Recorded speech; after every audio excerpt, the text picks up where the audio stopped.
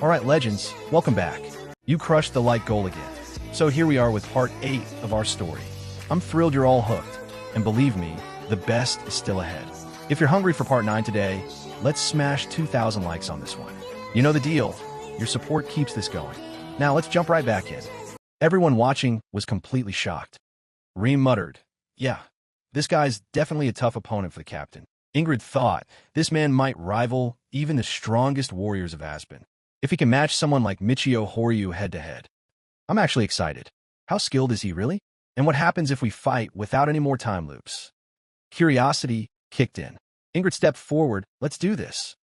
The soldier replied. He looks at me. Without hesitation? Not bad. Now up close, the soldier could see it more clearly, and he drew his sword. From the sidelines, soldiers cheered. "Don't let him get cocky. Spellbreaker. Keep your fighting spirit alive. Don't forget the winds of the battlefield." The man gritted his teeth, thinking, these fools don't know anything. Special forces are elite for a reason. After this, I'll show them what humility in front of raw power really means. He lunged at Ingrid with lightning-fast speed. But Ingrid activated his wide gaze technique. His field of vision expanded instantly. He locked onto both weapons, his own and the enemy's, and parried the strike cleanly. The soldier muttered, his focus in combat flawless. Every move small but precise. Then he knocked Ingrid's blade aside, grabbed her by the collar, and tried to slam him into the ground. But Ingrid grabbed the man's arm mid-throw, lifted his sword high, and was just inches away from driving it through his opponent's skull. The soldier panicked. "I'm going to die. This is it." He barely managed to pull himself back at the last second, just before Ingrid could land the fatal strike.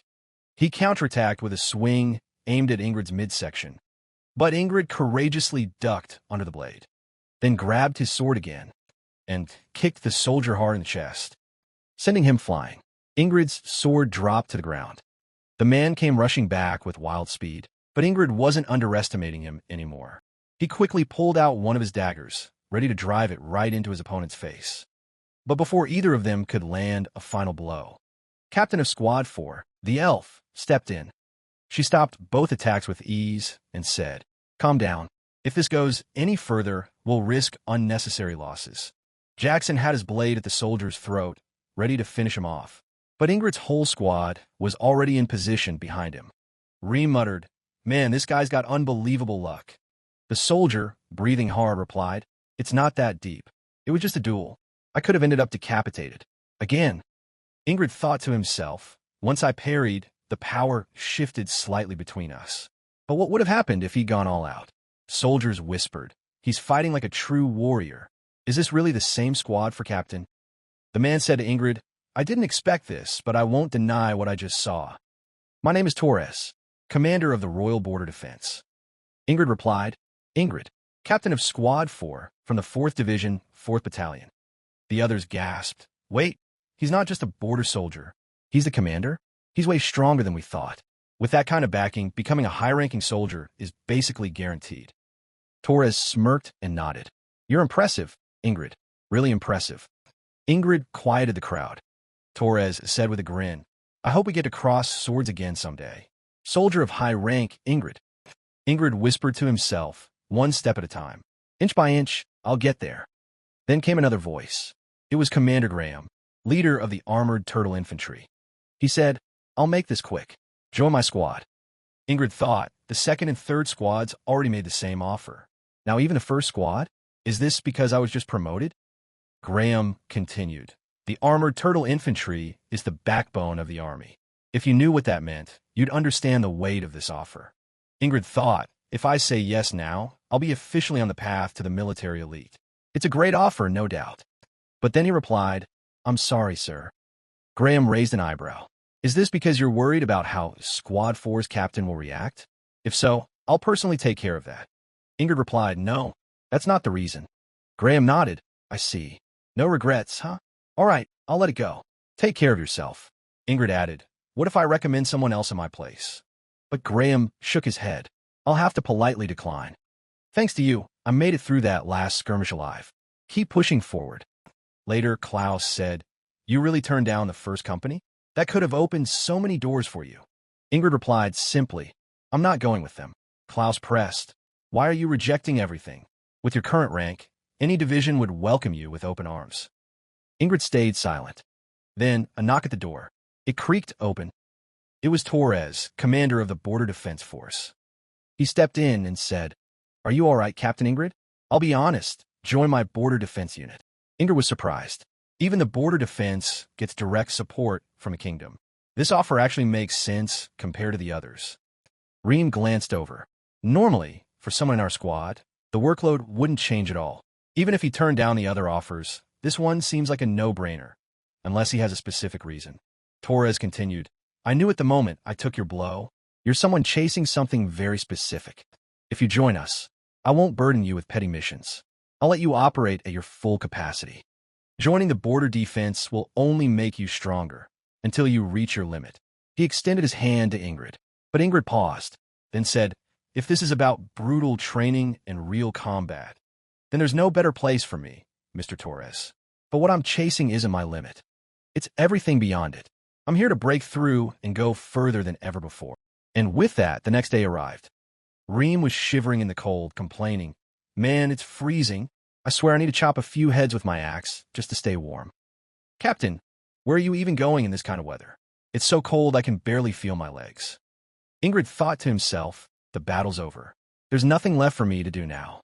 Odin pulled the blanket off Reem and said, "You need to move, man. It's too cold. Let's go gather firewood together." But Reem grumbled, "No way. It's freezing." Odin looked at Ingrid and said, "Captain, how about we train while we're out there? The cold might slow you down, but it could actually boost your endurance too." Ingrid replied, "Sorry, not today." Reem shouted after him, "Don't leave me behind, Captain. It's way too cold out here." Ingrid said with a smirk, all right, Reem. Let's go." Ingrid thought to himself, it was cold, and then it turned into a brutal winter. He wandered into the city market, packed with merchants and vendors selling all sorts of things. As soldiers, our primary job is to fight. But when there's no war, we're assigned to city patrols to help keep the peace. That's when two guys approached him. "Hey there, sir. I'm Jack, and this is Bo. Looks like we're on patrol together today." Ingrid thought, Jack and Bo. I've heard those names before, but I can't quite place them. Jack added, "An honor to be serving alongside the famous spell breaker himself." Bo grinned. "I'm curious to see the skills of a high-ranked soldier. What do you say? How about a little sparring session?" Ingrid smiled. "Honestly, I just got lucky." Jack shrugged. "Still, I'd love to see what you've got." Ingrid replied, "A duel is always welcome." Jack grinned. "It's settled then." As they walked, Jack muttered, "Man, do we really have to work in this weather?" Bo replied, "This winter's colder than usual." Ingrid thought to himself, "Why are you two even out here? I'm not here to keep you warm, you know." Suddenly, a woman stumbled into Ingrid's path and collapsed right in front of him. He quickly tried to catch her, but instead, she pulled out a dagger and stabbed him deep in the stomach. So fast, he didn't even see it coming. Jack shut Ingrid up and said, "Are you drunk in broad daylight?" Bo asked, "Hey, are you okay or what?" Ingrid replied, "They're trying not to draw attention, but they're all in on this." The girl smirked. "You look surprised, huh?" Sticky lovers never let go of their prey. Ingrid thought a half-elf assassin. Aspen sent her to take down the spellbreaker. She then pulled the dagger from Ingrid's stomach, and he dropped to the ground. Jack said, "Mission accomplished. Let's head back." Bo pointed to someone posted high up on a watchtower. And suddenly, it clicked for Ingrid. Jack and Bo, the ones Chris said were cursed on the front lines. They must have snuck in posing as allies from Aspen. 4-on-1. Damn cowards. Ingrid collapsed, blood pooling under him. The surrounding people screamed in terror. But then, Ingrid opened his eyes again. He said with a grin, "This is going to be fun." Reem stared at him. "Wait, what kind of wake-up was that?" Ingrid said cheerfully, "Good morning. Just thought I'd start my day with a little energy." Reem called after him, "Captain, don't leave me in this cold." Ingrid replied, all right, Reem, I got you." Outside, Ingrid ran into Odin, who was dousing himself with water. "Morning, Captain. Did you sleep well?" Ingrid asked. "You once said there's a way to train the body to generate heat in the cold, right?" Odin nodded. "Oh, you mean barehanded training?" "Yeah, it's a basic winter drill to keep the body from going numb.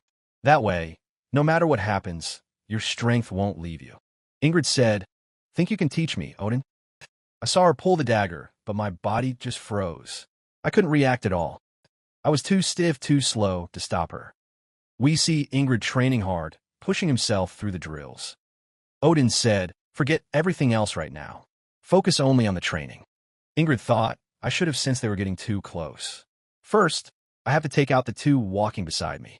If I act too soon, I'll miss the chance to catch the assassin. Odin warned, "Push too hard and your muscles will tear, Captain." Ingrid said, "Don't worry. I can feel my strength coming back. Once they're within my sword's reach, I'll strike." Later, Ingrid meets them again. Jack and Bo greet him as before. "We'll be serving together again today." Ingrid thought, "I'll take them out, one by one." As they walked, Jack complained again. "Man, why do we have to work in this freezing weather?" Ingrid thought, same conditions, same setup, but this time, I'll be ready when she shows her face. He spotted the elf in the distance, moving toward them. Suddenly, Ingrid smacked Jack in the face with a surprise strike. Bo shouted, "Whoa, what was that?" Ingrid muttered, "He'll either fight to the death or try to run. Either way, I need to eliminate the other two quickly." But then, a strange sound rang out. Ingrid paused. What was that noise? Before he could process it, a dagger plunged into his chest. A dagger from that distance. Through a crowd like that?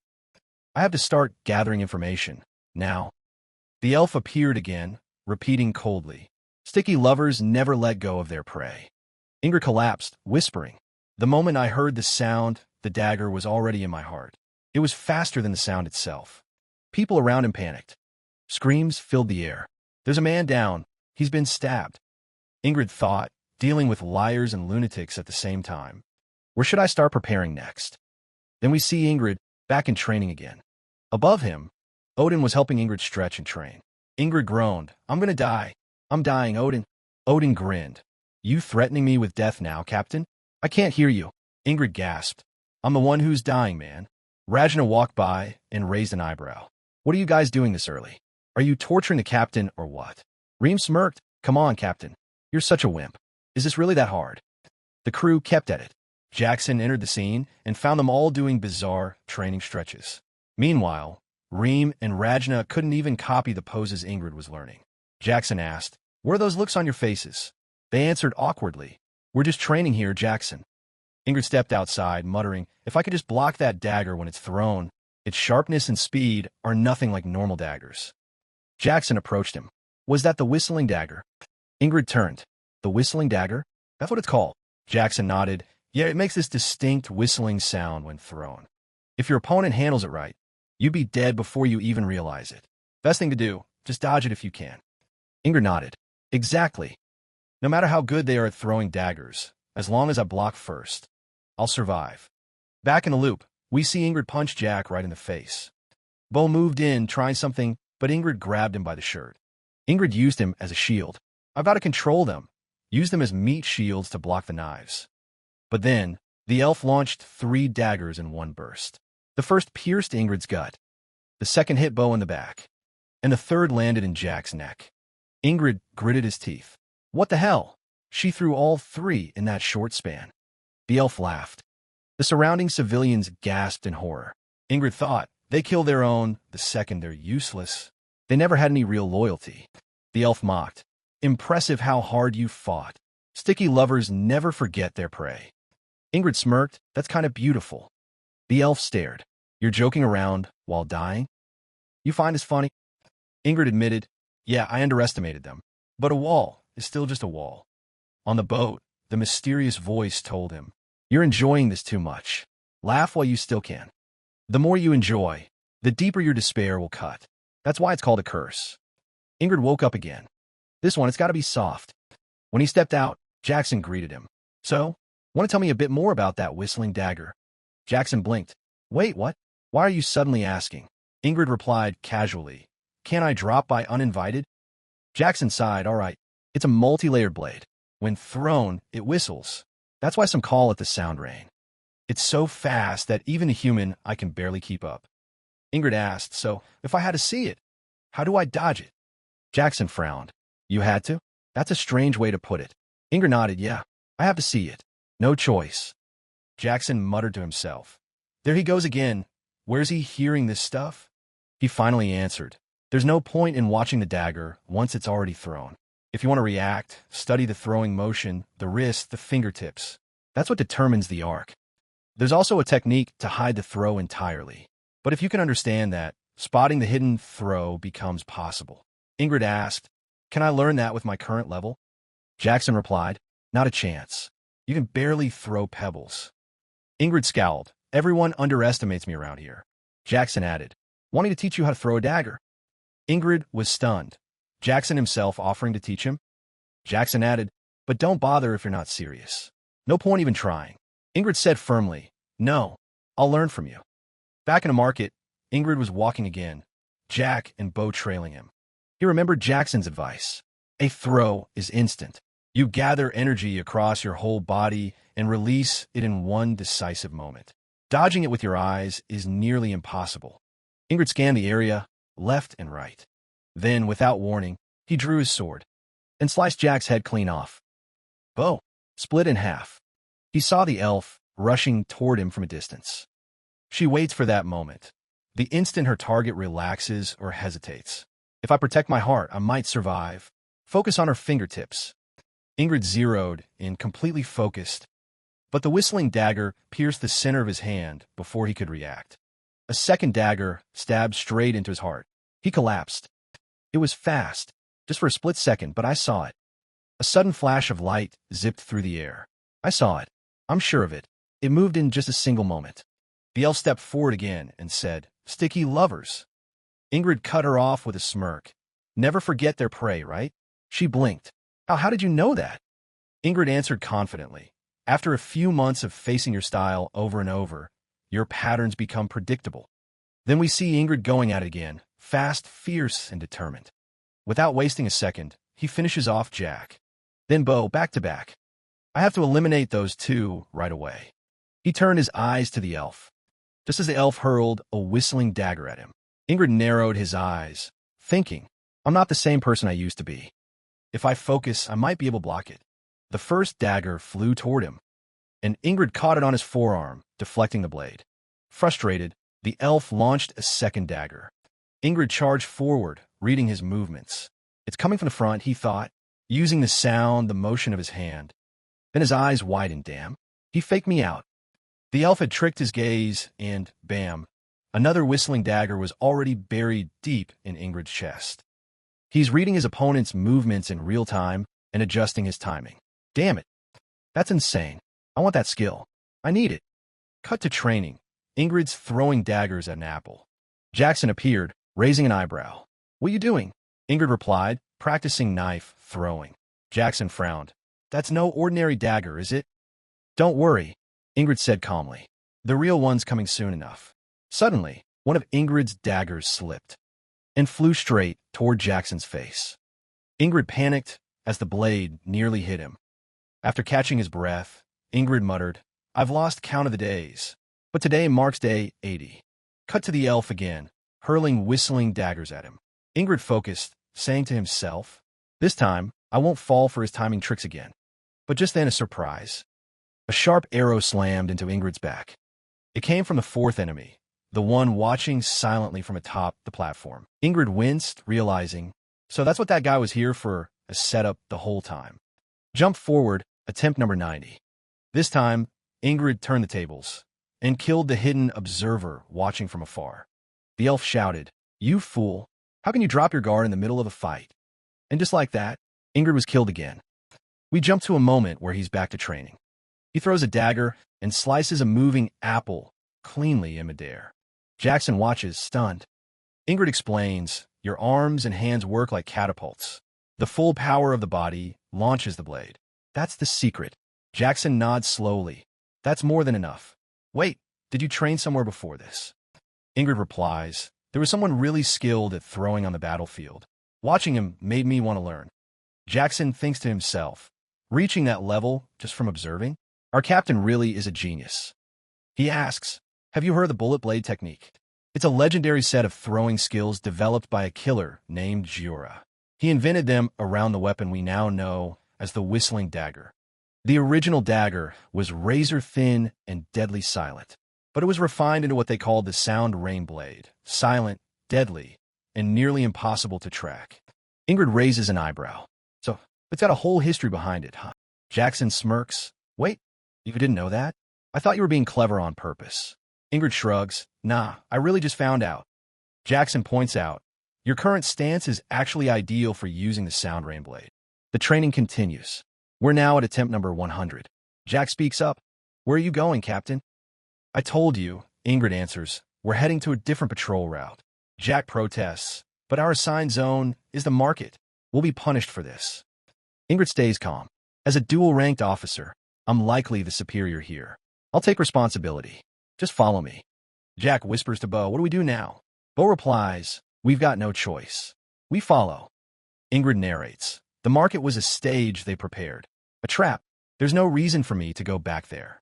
Jack pleads, Captain Ingrid, please return to the market. Ingrid looks them dead in the eye.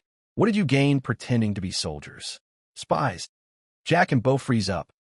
Then they draw their swords. Bo says, we've been exposed. Let's kill him. They charge at him. But Ingrid slices them both down without hesitation. Then suddenly, right in front of him, appears the elf, and the second assassin, the girl. Ingrid faces them calmly. Took you long enough. Come on, attack me together with everything you've got. The elf throws 3 whistling daggers. Ingrid deflects them all. 3-4 doesn't matter. As long as I keep tracking your fingertips, it's all the same. Then the bowman sneaks behind Ingrid. But Ingrid throws one of his own daggers and lands it square in the enemy's forehead. The elf snaps. You idiot. You let your guard down again. He throws another whistling dagger. Ingrid raises his arm, catches the dagger in his hand, on purpose. The elf freezes, stunned. Ingrid's aura surges, a killing intent so strong it feels unnatural. The elf stammers, Who? Who are you really? Ingrid responds coldly, That's not something you need to know. He pulls the whistling dagger out of his own palm and says, I only need one answer from you. How many of these blades do you have left? So now, the real question is, can Ingrid finally kill the elf assassin from the Espen Knights? And that's the end of part 8. But trust me, this is just the calm before the storm. If you're ready for the next insane chapter, smash that like button, drop your wildest predictions in the comments, and stay locked in. Because part 9 is going to be next level. Stay legendary, and I'll see you there.